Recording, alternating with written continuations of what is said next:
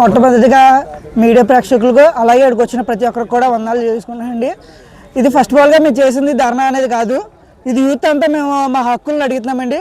First point, ఈ youth అనేది ఎంతమంది అంటే రౌనీపేట, లక్ష్మీపురం, గుంటూరుపాలెం, కిమ్మూరు, జడ్డింగన్నవరం మొత్తం 5 ఊర్లు యూత్ కలిపి మేము ధర్నా చేస్తున్నామండి. ఆ ధర్నా చేయడం గల కారణం మా రోడ్డు వేయమని మా హక్కులు మేము అడుగుతున్నామండి. అంతే తప్ప వేరేగా ఎవరినో ఇబ్బంది పెట్టడానికి కానీ వేరేగా విమర్శించడానికి కానీ కాదు. ఆ మ్యాటర్ ఏంటంటే మా గత 20 సంవత్సరాల బట్టి నుంచి కూడా మాకు ఈ రోడ్డు అనేది ఎవరు కూడా స్పందించట్లేదు, వేయట్లేదు కూడా. అయితే మొన్న టీడీపీ పార్టీ రాకముందు వైసీపీ ఉన్నప్పుడు సత్యప్రభ గారు వచ్చారు. ఇక్కడ ఇదే ప్లేస్లో మనకి గోడ కట్టి మేము మా పార్టీ కానీ గెలుచుంటే మేము రోడ్డు వేయిద్దామని చెప్పి మాకు హామీ ఇచ్చారండి. హామీ ఇవ్వడం బట్టి మేము నమ్మి వెంటనే మేము దాన్ని ఏం చేసామంటే టీడీపీని గెలిపించామండి. టీడీపీని గెలిపించిన తర్వాత ఇప్పుడు ఇంకా మాకు ఈ రోడ్డు కోసం ఏ స్పందన లేదండి. రౌనీపేటలో మొన్న వచ్చారండి ఎమ్మెల్యే గారు, అలాగే శిలాపాలకం పెట్టారు, కొబ్బరిగా కొట్టారు, రోడ్డుని ఏదో 1-2 నెలలు 3 నెలలు అలా గడిపారండి. కానీ తర్వాత నుంచి ఇప్పుడు ఇంకా స్పందన లేదండి. మొన్న మా నాతో పాటు చదువుకునే విద్యార్థికి చెయ్యి ఇరిగిపోయిందండి నైట్ వస్తుండగా యాక్సిడెంట్ అయ్యి. ఏమైందంటే ఇలాగ రోడ్డు బాగాలేదు కదన్నా, దాని విషయంలో నేను పడిపోవడం జరిగింది, అందుకోసం ఇలా జరిగింది అన్నాడు.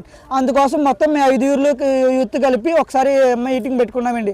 పలానా రోజున మనం చేద్దాము, ధర్నా చేద్దాం, ఎందుకంటే మనకి ఎన్బి అధికారులు రావాలి, అలాగే ఏంటంటే మనకి స్పందన తెలియాలి కదా అని చెప్పి మేము అనుకున్నామండి. అందుకోసం మేము ధర్నా చేసామండి. ఇది ఎవరినో ఇబ్బంది పెట్టడానికి కానీ లేదంటే ఎవరినో విమర్శించడానికి కానీ వేరేది ఏం కాదండి. తర్వాత పాయింట్ ఏంటంటే అండి, మనకి ఇక్కడ అంబులెన్స్కి కూడా ఫోన్ చేస్తుంటే గర్భిణీ స్త్రీల కోసం అంబులెన్స్ రావట్లేదండి. మీ రోడ్లో రావడానికి మాకు కష్టమన్నా, ఎందుకంటే రోడ్డు బాగాలేనప్పుడు రోడ్డే లేదండి. ఫస్ట్ ఆఫ్ ఆల్ రోడ్డే లేదు, మీరు చూసే ఉంటారు, రోడ్డు ఎక్కడా లేదు. ఆ రోడ్డే లేనప్పుడు మనం ఇంకా ఎలా వస్తామన్నా, మీరు ఫస్ట్ ఆఫ్ ఆల్గా రోడ్డు వేయించుకుంటే మనం దాన్ని బట్టి ఏమైనా చేయగలం అని చెప్పి అంబులెన్స్ అధికారులు తెలిపారండి. అలాగే 3వ పాయింట్ ఏంటంటే, ఈ లారీలు కాడ తిరుగుతున్నాయండి. ఈ లారీలు తిరిగినప్పుడు హెవీ లోడ్తో పడుతున్నాయండి. మొన్న లారీ పక్క నుంచి నేను వెళ్తుంటే రాయి పడిపోయిందండి, జస్ట్ మిస్.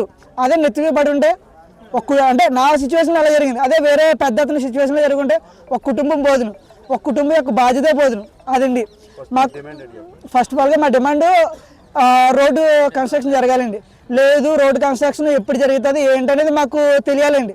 ఒకవేళ లేదు తెలియదు అంటే ఎప్పుడు వేస్తారు, సంవత్సరం పడద్దా, 2 సంవత్సరాలు పడద్దా, 3 సంవత్సరాలు పడద్దా, లేదంటే 5 సంవత్సరాలు పడద్దా, లేదంటే ఈ ఏడాది అసలు వేయమా, మేము వేయము అంటే మేము 5 ఊర్లు కలిపి ఒక నిర్ణయంకి వచ్చామండి.